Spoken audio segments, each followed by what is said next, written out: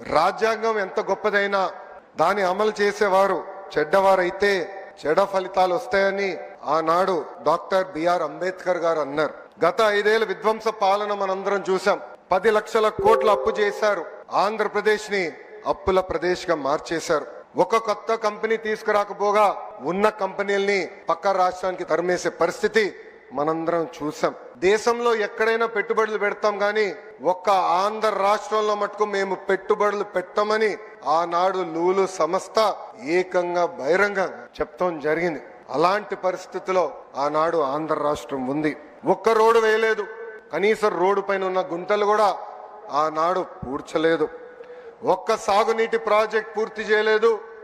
వరం లాగున్న drip irrigation ఏకంగా ఇచ్చే సబ్సిడీ కూడా రద్దు చేశారు.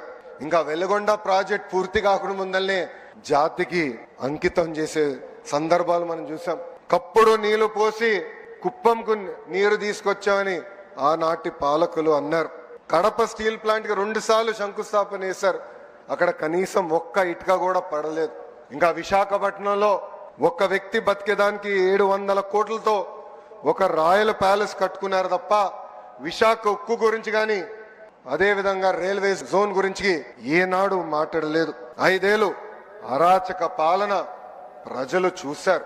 ఏకంగా దళితుల్ని చంపి డోర్ డెలివరీలు చేసిన రోజులు ప్రజలు చూశారు. కోవిడ్ సమయంలో మాస్క్ అరిగినందుకు ఒక డాక్టర్ ని ఎంత కిరాతకంగా చంపారో ప్రజలు చూశారు. అక్కని వేధించాడని కంప్లైంట్ చేసిన ఒక అమర్నాథ్ గౌడ్ ని ఏకంగా పెట్రోల్ పోసి తగలబెట్టి చంపేసిన రోజులు ప్రజలు చూశారు. ప్రశ్నిస్తే లాఠీ దెబ్బలు, కేసులు, అరెస్టులు. ఇంకా విధ్వంస పాలనపై ప్రజలు తిరుగుబాటు చేశారు. అందుకే పెద్ద ఎత్తున కూటమిని ప్రజలు ఆశీర్వదించారు, దీవించారు.